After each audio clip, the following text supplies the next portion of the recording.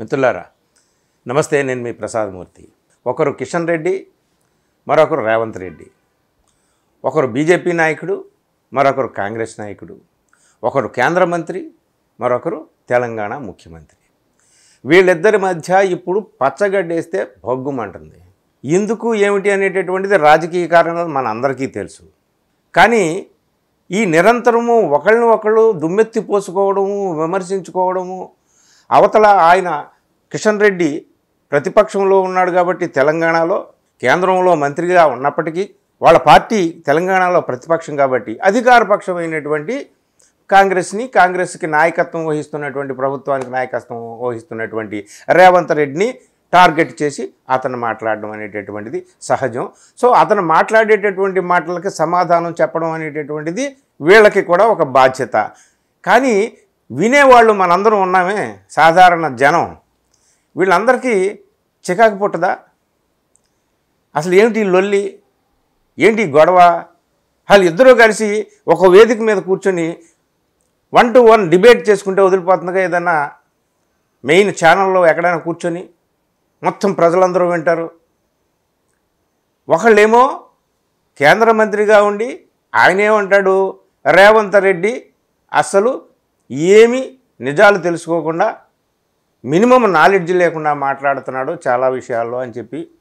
అలాగే ఇక్కడ చేసినటువంటి అవినీతి ఆరోపణలు కానీ, ఫోన్ ట్యాపింగ్కి సంబంధించినటువంటి ఆరోపణలు కానీ, అలాగే లిక్కర్కి సంబంధించింది, లేదా విద్యుత్ కొనుగోలు లో జరిగినటువంటి అవకతవకలు, ఇట్లాంటివన్నీ కూడా వీళ్ళు ఎన్నో ఆరోపణలు చేసి ప్రభుత్వంలోకి వచ్చారు.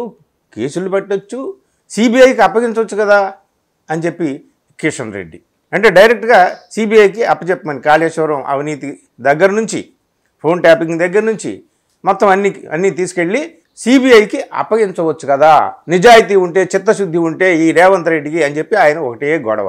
అదిగాక అసలు మీకు నేను మెట్రో తీసుకొచ్చింది నేను, ఔటర్ రింగ్ రోడ్ తీసుకొచ్చింది నేను, ఇదంతా చెప్పి ఆయన చెప్పుకుంటున్నాడు. ఇటుపక్క రేవంత్ రెడ్డి అయితే, అయ్యా 6 సంవత్సరాల మంత్రిగా ఉండి నువ్వు ఏం పొడిచావు నాయనా, అసలు ఏమి తీసుకొచ్చావు ఈ రాష్ట్రానికి చెప్పు. నేను 10 సార్లు వెళ్ళి కలిసి అధికారంలోకి వచ్చిన తర్వాత ప్రధానమంత్రిని, కేంద్రంలో ఉన్న మంత్రుల్ని, అయ్యా మా ప్రాజెక్టులు క్లియర్ చేయండి, మాకు నిధులు ఇవ్వండి అని చెప్పి ఇవన్నీ కూడా అడుగుతున్నాను. మెట్రో రైలు మలిదశ పనులకు సంబంధించి నిధులు లేవు, దానికి సంబంధించినటువంటి ఏ ఫైలు కదలటం లేదు. అలాగే RRRకి సంబంధించినటువంటి ప్రాజెక్టు అసలు క్యాబినెట్లోనే పెట్టలేదు. పెట్టకుండా వీటిని అన్నిటికీ కూడా, అంటే తెలంగాణకు రావాల్సినటువంటి సమస్త ప్రాజెక్టులకి అన్నిటికీ కూడా అడ్డుపడుతున్నాడు కిషన్ రెడ్డి అని చెప్పి రేవంత్ రెడ్డి మండిపడిపోతున్నాడు అనమాట. భగ్గుమంటున్నాడు రేవంత్ రెడ్డి కిషన్ రెడ్డి మీద. సైంధవుడిలాగా అడ్డుపడుతున్నాడు. భారతంలో సైంధవుడితో పోల్చాడు. సైంధవుడిలాగా అడ్డుపడుతున్నాడు. అసలు మేమేం చేసినా దానికి తిరకాసుగా అవతల ఆయన మాట్లాడుతున్నాడు. మేము ఇక్కడ కులగణన చేసి, క్యాస్ట్ సెన్సస్ చేసి బీసీలకు రిజర్వేషన్ ఇవ్వాలని చెప్పేసి మేము ఆలోచిస్తూ ఉంటుంటే, అలాగే బాగా వెనుకబడినటువంటి ముస్లిం కమ్యూనిటీస్లో బాగా వెనుకబడినటువంటి ఉపకులాలను బీసీల్లో చేర్చడం అనేటటువంటిది మేము చేరిస్తే, ఇదిగో మేము దీన్ని వ్యతిరేకిస్తామని వీళ్ళు అంటున్నారు. ఒక పక్క వాళ్ళ ప్రభుత్వాలే ఉన్నాయి కదా. గుజరాత్లో కొన్ని ముస్లిం ఉపకులాలకి అక్కడ రిజర్వేషన్ ఉంది. బీహార్లో అక్కడ కూడా జేడీయూ బీజేపీ ప్రభుత్వం ఉంది, అక్కడ కూడా కొన్ని ముస్లిం ఉపకులాలకి బీసీ రిజర్వేషన్ ఉంది. ఇంకా వాళ్ళ బీజేపీ పాలిత రాష్ట్రాలకు చాలా చోట్ల ఉన్నాయి. మరి ఇక్కడ ఎందుకు అడ్డుకుంటున్నారు? ఇక్కడ మేము ఏం చేసినా అడ్డుకోవడం అనేటటువంటి ఏకైక ఒకటే సిద్ధాంతం, సింగిల్ ఎజెండా అంతే. మమ్మల్ని విమర్శించడం, లేదా మా ప్రాజెక్టులకి అడ్డుకోవడం, మా పనులకి అడ్డుకోవడం, అవరోధాలు కల్పించడం, ఇంతేనా కిషన్ రెడ్డి? ఏమిటి నువ్వు చేసింది? నువ్వు పొడిచింది ఏంటి? 6 ఏళ్లలో మంత్రిగా ఉండి నువ్వు పొడిచింది ఏంటి? నేను ఇన్నిసార్లు తిరిగితే అక్కడ మంత్రులు అడుగుతున్నారయ్యా, మీ రాష్ట్రానికి చెందిన మంత్రే అసలు అడగట్లేదు, నువ్వు ఇన్నిసార్లు వచ్చి అడుగుతున్నావు అని చెప్పి. అంటే దేహి అని చెప్పి ఇక్కడ నుంచి ముఖ్యమంత్రి వెళ్ళి అక్కడ అడుక్కోవాల్సి వస్తుంది. మరి ఇక్కడేమో ఇన్ని కబుర్లు మీరు చెబుతున్నారు. మీరు అక్కడికి వెళ్ళి, ఇదిగో నేను కేంద్రంలో మీ ప్రభుత్వం ఉంది కాబట్టి ఈ కేంద్రంతో నేను పోరాడి ఈ ప్రాజెక్టు తీసుకొచ్చిన ఒక ప్రాజెక్ట్ నువ్వు చెప్పు. ఒక పక్క జైపాల్ రెడ్డి ఉన్నప్పుడు మెట్రో, అలాగే వెంకటస్వామి ఉన్నప్పుడు సింగరేణి గనుల కార్మికులకు పింఛను, ఇట్లాంటివన్నీ కూడా వీళ్ళు సాధించారు. నువ్వేం చేసావు చెప్పు అని చెప్పేసి ఆయన అడుగుతున్నాడు.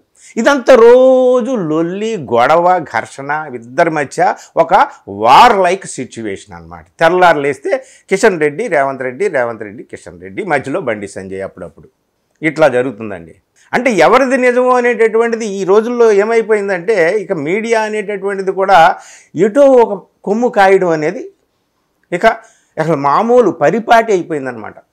ఒకప్పుడంటే ఎప్పుడో కందుకూరి వీరేశలింగం జమానాలు, ఆ తర్వాత పత్రిక లేదా పత్రికా స్వాతంత్ర్యం, మీడియా అంటే ఎలా ఉండేదంటే ప్రతిపక్షంలో పనిచేసేది. మీడియా అనేటటువంటిది ఒకప్పుడు ప్రతిపక్షంలాగా పనిచేసేది, ప్రభుత్వాన్ని నిలదీసేది, ప్రశ్నించేది అన్ని విషయాల్లో కూడా. కానీ ఇప్పుడు మీడియా ఏమైపోయింది, అటో ఇటో కొమ్ము కాయడం అనేటటువంటిది అయిపోయింది. మెయిన్ స్ట్రీమ్ మీడియా, ముఖ్యంగా జాతీయ స్థాయి మీడియా అంతా కూడా ఇక అలాగైపోయిందనమాట. సో ప్రజలు ఏమి నమ్ముతారు, వాళ్ళు ఏం చెప్తున్నారో వింటారు, వీళ్ళు ఏం చెప్తున్నారో వింటారు, అంతా కన్ఫ్యూజన్. ఎవరికి ఏం అర్థం అవ్వట్లేదు అసలు ఏం జరుగుతుంది అనేటటువంటి. అందుకనే నా సలహా ఏంటంటే, నాలాంటి వాళ్ళ సలహా 1 to 1 కూర్చొని ఏదైనా ఒక మేజర్ ఛానల్లో ఏదో ఒక వేదిక మీరు ఏర్పాటు చేసుకొని అన్ని ఛానల్స్ వాళ్ళని పిలిచి మాట్లాడండి, పాయింట్ టు పాయింట్. నువ్వేం తెచ్చావని, నువ్వు చేసావని ఆయన, నువ్వేం తెచ్చావని నువ్వు, ఇట్లా ఒకళ్ళనొకళ్ళు తిట్టిపోసుకోవడం కంటే 1 to 1 డిబేట్ చేసుకుంటే తేలిపోతుంది కదా. కానీ ఇది తేలదండి, ఎందుకంటే ఇది రాజకీయం. పాలిటిక్స్లో ఎప్పుడు విషయాలు తేల్చరు, విషయాలు నాన్చుతూ ఉంటారనమాట. నాన్చుతూ ఉండడమే పాలిటిక్స్. అది ఎవరైనా అధికారంలో ఉన్నవాళ్ళైనా, ప్రతిపక్షంలో ఉన్నవాళ్ళైనా, ఎవరైనా సరే. అయితే కిషన్ రెడ్డి గారు కేంద్ర మంత్రిగా నిజంగా తెలంగాణ మీద, తెలంగాణ ప్రజల మీద, తెలంగాణ అభివృద్ధి మీద అంత ప్రేమ ఉన్నవాళ్ళైతే తప్పనిసరిగా ఇదిగో నేను ఈ ప్రాజెక్టుల కోసం కృషి చేస్తున్నాను, ఇదిగో ఈ నిధుల కోసం నేను అక్కడ చక్కర్లు కొడుతున్నాను అని రేవంత్ రెడ్డి మొత్తుకుంటున్నాడు కదా, ఇదిగో నేను కూడా వెళ్ళి తీసుకొస్తానని చెప్పేసి ఆయన కూడా ప్రయత్నం చేసి ఇదిగో నేను ఈ ప్రయత్నం చేస్తున్నాను అని చెప్తే బాగుంటుంది. మీరేమో నర్మదా నది, గంగా నది అన్ని ప్రక్షాళనలు, అన్ని పునరుజ్జీవ కార్యక్రమాలు అన్నీ మీరు చేసుకుంటారు, నేను ఇక్కడ మూసీ ప్రక్షాళన చేస్తానంటే అడ్డుకుంటారు. ఇది ఎక్కడ, నేను అక్కడ పోయి పడుకుంటానంటే కిషన్ రెడ్డి అని రేవంత్ రెడ్డి గొడవ. అంటే కేంద్రంలో బీజేపీ ప్రభుత్వం ఉంది, మిగతా రాష్ట్రాల అభివృద్ధి కోసం కేంద్ర మంత్రిగా ఈయన పాటుపడవచ్చు, కానీ ఇక్కడ మాత్రం కాంగ్రెస్ పార్టీ ప్రభుత్వంలో ఉంది కాబట్టి బీజేపీ వాళ్ళు ఇక్కడికి ఏమీ రాకుండా అడ్డుకుంటారా, ఇక్కడ ఏమి పనులు జరగకుండా అడ్డుకుంటారా? ఇదేనా రాజకీయం అంటే, ఇదేనా రాజనీతి అంటే? కాబట్టి ఇదంతా కూడా చూస్తుంటుంటే తెల్లారి లేస్తే మనకేంటంటే రేవంత్ రెడ్డి, కిషన్ రెడ్డి, రేవంత్ రెడ్డి ఒక యుద్ధం, పరస్పరం మాటల యుద్ధం, వాగ్బాణాలు విసురుకోవడం అన్నమాట. సో ఇదంతా చూస్తుంటుంటే అందరికీ ఏమనిపిస్తుందంటే తప్పనిసరిగా మీరు 1 to 1 కూర్చొని ఒక డిబేట్ చేయండి నాయన అని చెప్పాలని అనిపిస్తుంది.